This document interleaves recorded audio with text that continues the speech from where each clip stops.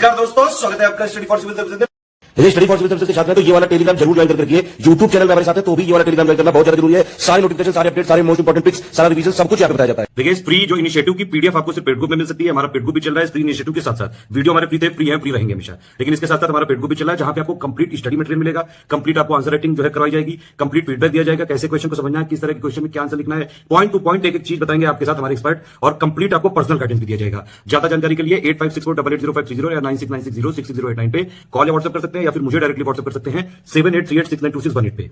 Hey friends, welcome to study for civil services. इस video में हम डिस्कस करने वाले हैं BPSC mains previous year paper को, और इसमें हम डिस्कस करेंगे जीएस 1 का पेपर। इसको स्टार्ट करने से पहले मैं आपको बताना चाहूँगी कि आप स्टडी फॉर सिविल सर्विसेज के पेड ग्रुप को भी ज्वाइन कर सकते हैं। यहाँ पर UPSC, UPPSC, BPSC, UP triple SC, EPFO जैसे सभी एग्जाम्स के स्टडी मटेरियल और टेस्ट सीरीज दोनों ही अवेलेबल हैं। आप चाहें तो इन गिवन नंबर्स पर कॉल कर इससे संबंधित अधिक जानकारी प्राप्त कर सकते हैं, और साथ ही टेलीग्राम के माध्यम से भी हमसे जुड़ सकते हैं, जिससे चैनल से रिलेटेड सभी अपडेट्स आपको ईजिली अवेलेबल हो। तो आइए हम स्टार्ट करते हैं अपने वीडियो के साथ। तो ये हमारा 53rd से 55th बीपीएससी का है।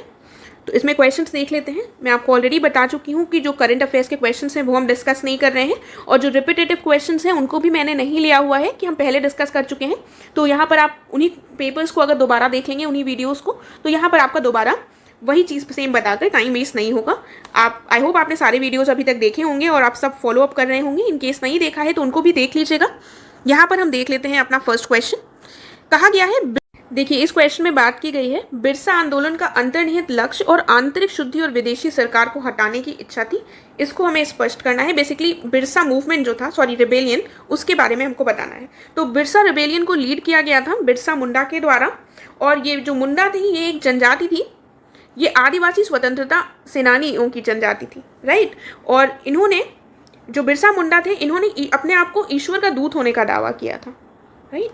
और इसके साथ ही अगर हम देखें तो ये मूवमेंट लेड की गई थी 1899 से 1900 के लगभग, उस समय पर ये मूवमेंट चलाई गई थी, और ये साउथ ऑफ रांची का जो रीजन था वहाँ पर ये मूवमेंट चलाई गई थी। तो यहाँ पर एक पॉइंट और देख लेते हैं आगे। इन्होंने खुद को एक पैगंबर घोषित कर दिया था, और इन्होंने अपने लोगों के जो खोया हुआ राज्य था उसको पुनः प्राप्त करने के लिए इन्होंने इसको मूवमेंट को लीड किया था।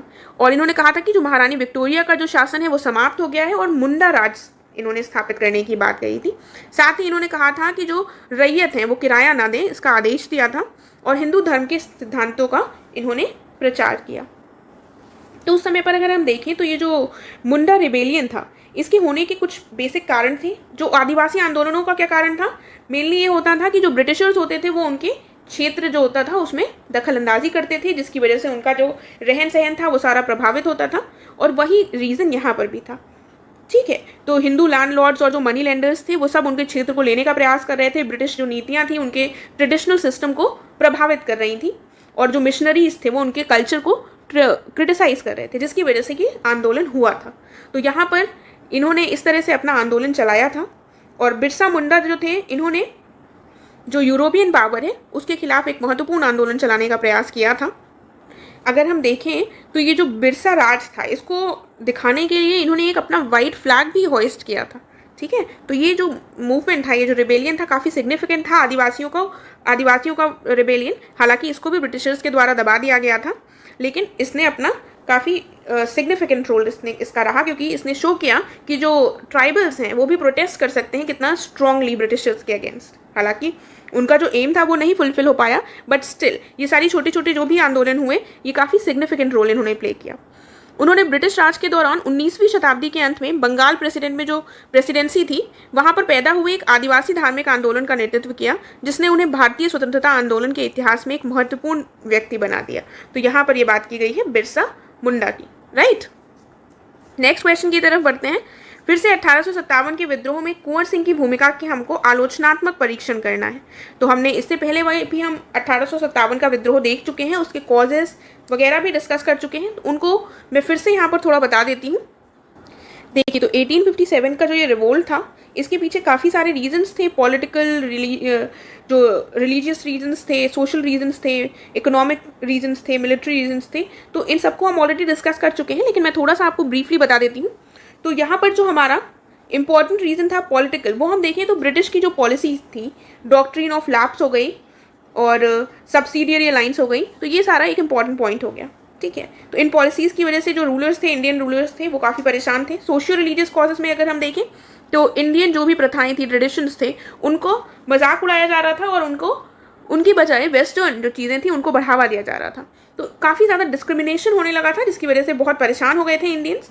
इसके साथ ही हम देखते हैं कि अबॉलिशन हो गया था सती प्रथा का, फीमेल इन्फेंटिसाइड जैसी प्रथाओं का, जो उस समय के हिंदुओं की धार्मिक भावना से काफ़ी ज़्यादा जुड़ी थी, जिसने प्रभावित किया था उनको।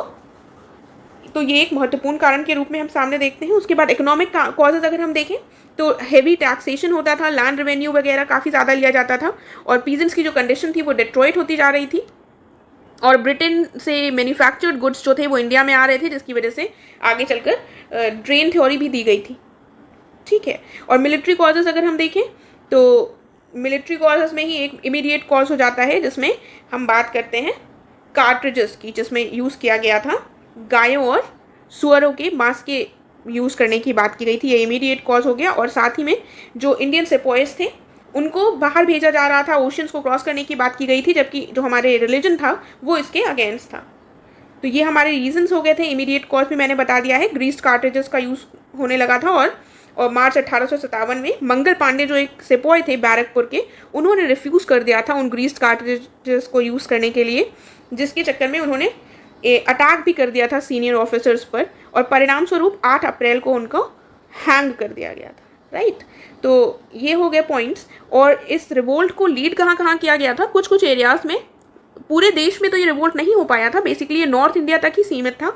और जो लीड किया था लखनऊ में अगर हम देखें तो बेगम हजरत महल ने किया था, कानपुर में देखें तो नाना साहिब ने किया था, और तात्या टोपे ने उनकी हेल्प की थी। झांसी में रानी लक्ष्मीबाई के द्वारा किया गया था। ग्वालियर में अगर हम देखें तो यहाँ पर भी इसको किया गया था। रानी लक्ष्मीबाई जो थी वो छुपकर जब निकली थी तो ग्वालियर में ही आई थी, और जो तात्या टोपे थे वहाँ पर इन्होंने इनकी हेल्प की थी ग्वालियर में, राइट। और बिहार में कुंवर सिंह बहुत ही इंपॉर्टेंट इन्होंने रोल प्ले किया था। और इस क्वेश्चन में हमसे बात बेसिकली कुंवर सिंह के ही बारे में की गई है। तो हम वापस आ जाते हैं अपने क्वेश्चन की तरफ और देख लेते हैं। तो हमको 1857 के विद्रोह में कुंवर सिंह की भूमिका का क्रिटिकली इसको एग्जामिन करना है। आलोचनात्मक परीक्षण, तो ये जो विद्रोह है, थोड़ा सा आप इंट्रोडक्शन देंगे, जैसे मैंने आपको जितना बताया है उसी से आप थोड़ा सा इंट्रोडक्शन और कंक्लूजन निकालेंगे। बीच का हम देख लेते हैं इंपॉर्टेंट पॉइंट्स। ये मेरठ में 10 मई 1857 से शुरू हुआ था और उत्तरी भारत के अन्य हिस्सों में भी ये फैल गया था। और इसमें जमींदारों ने अंग्रेजों के खिलाफ विद्रोह किया था। जगदीशपुर के जो जमींदार थे कुंवर सिंह, इन्होंने आंदोलन का नेतृत्व किया था, ठीक है। और स्थानीय प्रमुखों और आम लोगों का इनको समर्थन प्राप्त था। 3 अगस्त को बीबीगंज में ब्रिटिश सेना के द्वारा उनकी जो सेनाएं थी उनको हरा दिया गया था। बाद में उन्होंने मिर्ज़ापुर, रीवा, बांदा, लखनऊ और कानपुर में शरण ली, ठीक है। तो इन सारी जगहों पर भी ये गए थे और कानपुर की लड़ाई में भी इन्होंने हिस्सा लिया था। और कुंवर सिंह के द्वारा इसे जब्त करने के बाद आजमगढ़ पर अंग्रेज़ों का कब्जा हो गया था और बाद में वे गाजीपुर चले गए थे। 23 अप्रैल 1858 तक जगदीशपुर में ये वापस आ गए थे। तो ये इनका बेसिकली जो इनका मेन रोल रहा था वो सारे पॉइंट्स यहाँ पर है।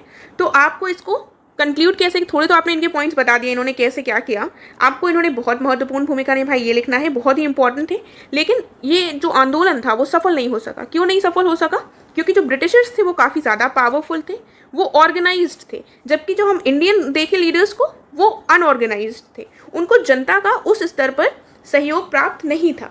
तो क्रिटिकल एग्जामिन में आप इसी तरह से कुछ पॉइंट्स लिख सकते हैं जिस वजह से इनको पूर्णतः सफलता अपने उद्देश्य में नहीं मिली। लेकिन आगे चलकर, ये मैं ऑलरेडी आपको बता चुकी हूँ, हम डिस्कस कर चुके हैं कि इंडियन नेशनल मूवमेंट जो रहा है उसमें इसका बहुत ही इंपॉर्टेंट रोल रहा है और आगे आने वाले जो लीडर्स हैं वो इस रिवोल्ट से काफ़ी ज़्यादा इंस्पायर भी हुए हैं, ठीक है। नेक्स्ट क्वेश्चन की तरफ बढ़ते हैं। प्रश्न में कहा गया है कि 1940 से 41 के बीच में जो व्यक्तिगत सत्याग्रह हुआ था उसमें बिहार का क्या योगदान था, ठीक है, यानी कि जो इंडिविजुअल सत्याग्रह हुआ था। तो बेसिकली ये जब अगस्त ऑफर लाया गया था ब्रिटेन की गवर्नमेंट के द्वारा, इसको रिजेक्ट कर दिया गया था कांग्रेस और मुस्लिम लीग दोनों के द्वारा ही। तो बात की गई थी गांधी जी के द्वारा। कांग्रेस की मांग थी कि अब एक सिविल डिसोबीडियंस मूवमेंट लॉन्च करना चाहिए, लेकिन गांधी जी ने सोचा था कि अगर हम एक छोटा इंडिविजुअल सत्याग्रह लॉन्च करें तो हम ब्रिटिशर्स को ये दिखा सकते हैं कि हम एक वीक पोजीशन पर नहीं है और हम चाहते हैं कि हमारी मांगों को मांग लिया जाए और वो किसी भी वॉर के अगेंस्ट अपने आप को दिखाना चाहते हैं। तो व्यक्तिगत सत्याग्रह इसी उद्देश्य से शुरू किया गया था।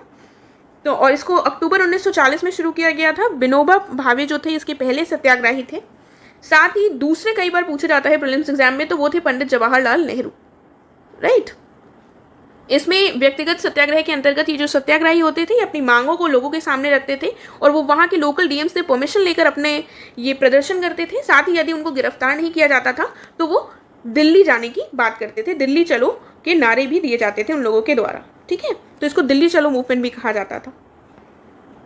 तो उसके बाद हम देखते हैं कृष्ण सिन्हा जो थे ये बिहार से पहले सत्याग्रही थे, नवंबर 1940 में चुने गए थे। अनुग्रह नारायण दूसरे सत्याग्रही थे। उसके बाद और जो सत्याग्रही रहे हैं बिहार से उनमें गौरी शंकर सिंह आते हैं, श्याम नारायण सिंह आते हैं। महिला सत्याग्रहियों में जो शामिल थी वो थी प्रियमवदा देवी, जगत रानी देवी, जानकी देवी, ठीक है। इसके अलावा भी अन्य कई थी। सत्याग्रही की मांग थी कि युद्ध में भागीदारी के खिलाफ बोलने की हमको स्वतंत्रता मिलनी चाहिए, ठीक है। तो ये मांग वो प्रदर्शित करते थे लोगों के सामने। व्यक्तिगत सत्याग्रह में बिहार का योगदान जो था वो बहुत महत्वपूर्ण रहा क्योंकि राज्य के हजारों सत्याग्रही आंदोलन में शामिल हुए थे। तो देखिए यहाँ पर हमसे अगर बिहार का पूछा गया है तो हमको कुछ तो बताना पड़ेगा कि बिहार ने इसमें क्या इंपॉर्टेंट रोल प्ले किया, राइट। तो इसके माध्यम से जो सत्याग्रही थे वो अपनी जो राइट ऑफ स्पीच है उसको भी अफर्म करना चाहते थे, ठीक है। इसके बाद ही हम देखते हैं क्रिप्स प्रपोजल लाया जाता है आगे चलकर। तो ये हमारा यहाँ पर कंप्लीट हुआ। नेक्स्ट क्वेश्चन की तरफ बढ़ते हैं। 13वें वित्त आयोग की सिफारिशों का परीक्षण करें। देखिए तो रिसेंटली ये अभी हमारे लिए इंपॉर्टेंट नहीं है, 15th फाइनेंस कमीशन आ चुका है तो उससे रिलेटेड काफ़ी ज़्यादा जो पॉइंट्स हैं करंट अफेयर्स में रहे हैं उनको पढ़ लीजिएगा। ये तो अब उस समय पर रेलेवेंट था, अब रेलेवेंट नहीं है। इसको मैंने यहाँ पर इसलिए लिख लिया है कि आपको पता चल जाएगा कि ऐसे क्वेश्चंस भी पूछे जाते हैं। तो आप जो रिसेंट फाइनेंस कमीशन होगा उसको पढ़ लीजिएगा। फिर देखते हैं हमको यहाँ पर एक्सप्लेन करना है मेन अग्रीमेंट्स ऑफ WTO को और डिस्कस करना है agreement on agriculture in detail. तो जो विश्व व्यापार संगठन है इसके मुख्य समझौतों की हमें व्याख्या करनी है और कृषि पर समझौते पर विस्तार से चर्चा करनी है। तो WTO क्या है, पहले तो इसको थोड़ा इंट्रोडक्शन दे देते हैं। तो ये जो WTO है ये एक इंटर गवर्नमेंटल ऑर्गेनाइजेशन है। इसको बनाया गया था रेगुलेट करने के लिए जो इंटरनेशनल ट्रेड है देशों के बीच में। इसका जो हेडक्वार्टर है वो जेनेवा स्विट्जरलैंड में है। ये सब आपको लिखना नहीं है, बस बेसिक मैं थोड़ा बता देती हूँ। इसमें लगभग 164 मेंबर स्टेट्स हैं। इसको स्टैब्लिश किया गया था 1 जनवरी 1995 को, ठीक है। और इससे पहले गैट था अस्तित्व में, तो वो सब हम यहाँ नहीं देखते हैं, फिर ज़्यादा हो जाएगा। हम आते हैं वापस यहाँ पर। WTO के तहत जो संपन्न हुए हैं महत्वपूर्ण व्यापार समझौते वो कौन कौन से हैं? कृषि से संबंधित समझौते हैं, ट्रिप्स पर समझौता है, सैनिटरी और जो फाइटो सैनिटरी माप के समझौते पर से रिलेटेड है, व्यापार के लिए तकनीकी बाधाओं पर समझौता है, व्यापार से संबंधित निवेश उपायों पर भी समझौते किए गए हैं, सेवाओं में व्यापार के लिए सामान्य समझौते, ये सारे समझौते किए गए हैं, ठीक है। कृषि समझौते की बात करें अगर तो ये 1995 में विश्व व्यापार संगठन की स्थापना के साथ ही संपन्न हुआ था। ये एग्रीमेंट ऑन एग्रीकल्चर। इसका उद्देश्य है कि जो कृषि व्यापार है उसको एक उचित और बाजार संचालित प्रणाली के साथ सुधारा जा सके। इस समझौते के तहत सरकारें अपनी ग्रामीण अर्थव्यवस्थाओं का समर्थन कर सकती हैं, लेकिन केवल उन्हीं नीतियों को अनुमति देती हैं जो व्यापार विकृतियां जो हैं उनको कम पैदा करती हैं। तो कुल मिलाकर यहाँ पर बात की गई है कि जो भी देश है वो अपनी ग्रामीण अर्थव्यवस्था को पूरी तरह से समर्थन दे सकते हैं, लेकिन ऐसा कुछ भी ना हो जिससे कि व्यापार की जो भी विकृतियां हैं वो पैदा हो, ठीक है। और इस समझौते में सदस्य जो राज्य हैं उनसे 3 कृषि आपूर्ति श्रृंखला प्रणालियों पर प्रतिबद्धताएं निर्धारित की गई हैं। कौन कौन सी? बाजार पहुंच में सुधार, घरेलू सब्सिडी और निर्यात सब्सिडी। तो ये जो एग्रीमेंट है इसके माध्यम से क्या निर्धारित करने की कोशिश की गई है कि जो एग्रीकल्चरल सप्लाई चेन सिस्टम है उसमें इम्प्रूव हो सके मार्केट एक्सेस, और जो डोमेस्टिक सब्सिडीज़ हैं उन पर भी निर्धारित की जा सके बातें, और एक्सपोर्ट सब्सिडीज़ की भी बात इसमें सुनिश्चित की गई है। हमारा यहाँ पर ये कंप्लीट हुआ और नेक्स्ट वीडियो में हम कवर करेंगे बाकी के प्रीवियस ईयर्स के क्वेश्चन को। तब तक के लिए थैंक यू सो मच। हम मिलते हैं नेक्स्ट वीडियो में।